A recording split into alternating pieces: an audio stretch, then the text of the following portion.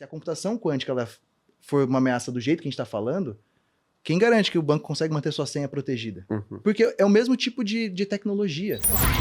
Porque o mundo cripto olha para os computadores quânticos, algumas pessoas, né, e enxergam que isso poderia eventualmente ser uma ameaça para o Bitcoin, tá? E se vocês enxergam efetivamente, se vocês comungam dessa opinião de que é uma ameaça ou não, e em que grau isso seria uma ameaça? Antes de responder, eu só acho que existe um grande viés de seleção aqui. Que é igual quando vem o papo do amigo do Gui e diz, mas Bitcoin é muito volátil. Tá, mas sim, você está comparando com o quê? Ou você está usando uma premissa de 6 anos atrás? Como a gente falou mais cedo, o Bitcoin não é mais tão volátil quanto muitas pessoas acreditam que ele seja. E eu acredito que a gente entra nesse papo da computação quântica e qual que é a ideia? Um computador quântico é um computador muito, muito, muito, muito mais potente do que o computador tradicional. E o negócio do Bitcoin ele é basicamente computação. Pensa que você está numa loteria e que se você acertar as 6 dezenas da Mega Sena, você ganha o prêmio. E esse prêmio é a criação de um novo Bitcoin, esse é o processo da mineração. Então, se você tem um computador quântico que ele é muito mais potente que todos os outros, tem uma vantagem desleal de que, cara, você pode resolver sempre na frente essa equação e você toma todos os Bitcoins para você pode alterar como esse negócio vai funcionar. Então, é meio que assim, a computação quântica ela é a maior ameaça do Bitcoin porque ela pode acabar com tudo da forma como ele existe.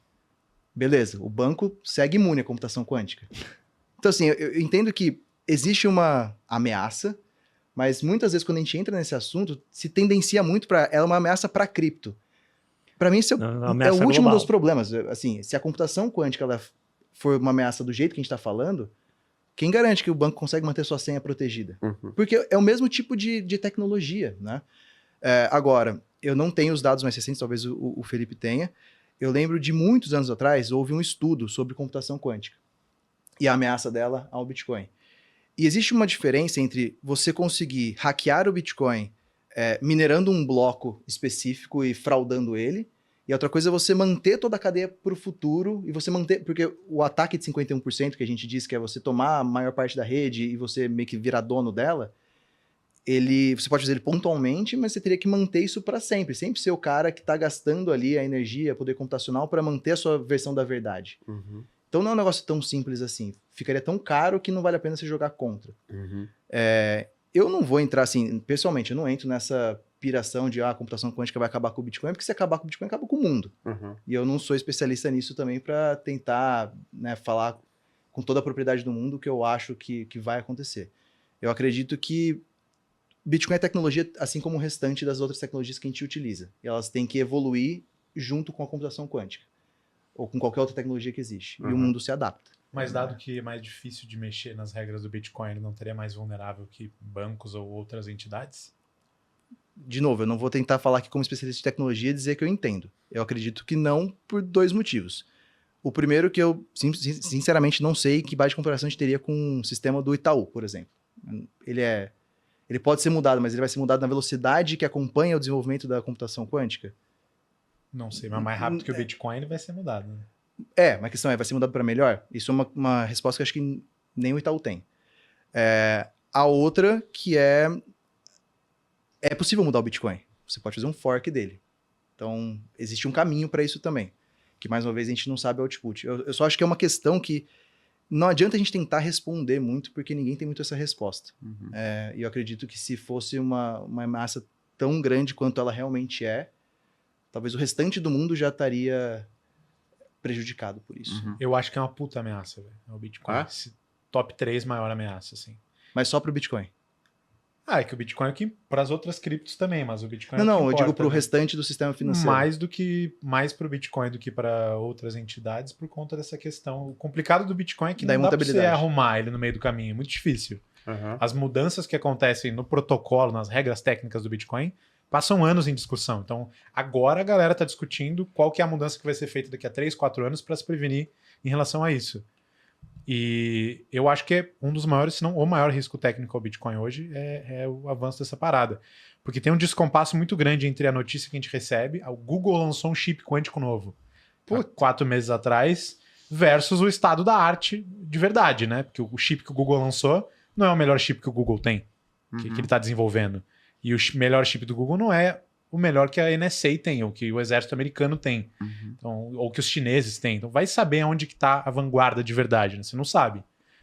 Então tem que agir com uma cautela excessiva, ali, um colchão de gordura, né? A parada do chip quântico tem duas frentes nas quais ela é perigosa para o Bitcoin. A frente da mineração e a frente dos endereços. Na mineração é o que o Bazan falou, você tem chance de um computador passar na frente da corrida de todo o resto e assim ganhar o direito de censurar transações ou de trocar saldos de um endereço para o outro, falando de uma maneira bem simplificada aqui. Esse é um risco, do lado da mineração. Para mitigar esse risco, a gente sabe o que precisa fazer. Mudar o algoritmo de mineração no Bitcoin. Porque tem alguns algoritmos, que é você pensa no algoritmo como essa competição, essa loteria que a galera joga. Tem alguns que são resistentes a quantum. Então mesmo um computador quântico não vai ter vantagem nesse tipo de jogo. Hoje a gente usa um algoritmo no Bitcoin que é vulnerável a computadores quânticos. Teria que mudar ele. Vai dar trabalho? Vai. Mas a gente sabe como mudar. Já sabe até qual que é o próximo algoritmo que teria que implementar. Então, é um caminho que é chato, mas é factível. Só que a outra frente, que é a frente das moedas, dos endereços, que eu falei, né? Tem a frente dos mineradores e dos endereços. A outra frente é mais delicada, porque envolve uma decisão que não é puramente técnica. No passado... Só uma pergunta. Como assim dos endereços? Pois então, qual que é o problema? Você tem vários tipos de endereços na rede do Bitcoin.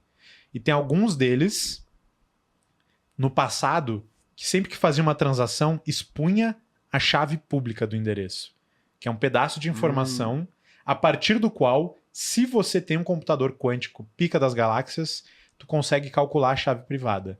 Então toda a segurança dos endereços do Bitcoin reside no fato de que você tem duas chaves, uma pública e uma privada. Mesmo sabendo a pública, você não consegue saber a privada. Essa é a fundação da segurança dos endereços de Bitcoin. Só que um computador quântico pica das galáxias pode pegar uma chave pública e calcular a partir dela uma chave privada. Hoje em dia, os endereços de Bitcoin já não mostram mais a chave pública.